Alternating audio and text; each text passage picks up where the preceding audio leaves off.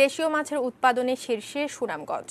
গত বছর প্রায় ৩,০০০ কোটি টাকারও বেশি মাছ উৎপাদন হয়েছে হাওরে। সারা দেশে মাছের বড় জোগাদার এই হাওর জেলাটি। সুনামগঞ্জ প্রতিনিধি পঙ্কজদের পাঠানো তথ্য ও ছবিতে ডেস্ক রিপোর্ট। ১৪৩ প্রজাতির মাছ এখনো পাওয়া যায় হাওরকন্যা সুনামগঞ্জে। অনেক প্রজাতির মাছ বিলুপ্ত বা বিপদাপন্ন হলেও বেশিরভাগ প্রজাতির মাছ বেড়ে ওঠে হাওরের বিপুল জলধিতে।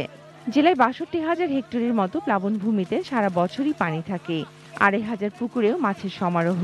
চিতল, পাবদা, রুই ও আইড় মাছের মতো রসনা মেটানো মাছ এই জেলা থেকেই যায় দেশ বিদেশে।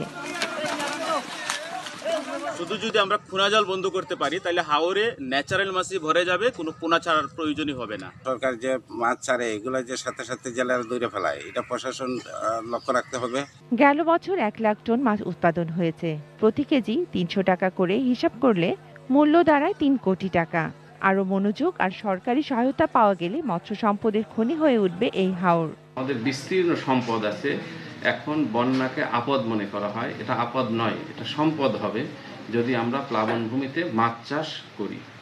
আমাদের বিস্তীর্ণ প্লাবনভূমি আছে, সেখানে যদি আমরা ঘেরাও করে মাছ চাষ করি, তো সেখানে আমাদের উৎপাদন বাড়বে। এছাড়াও আমাদের মৎস্য আইন মানার ক্ষেত্রে আমাদের জেলেদের সচেতন হওয়া দরকার, কারণ সংরক্ষণের কোনো বিকল্প নাই।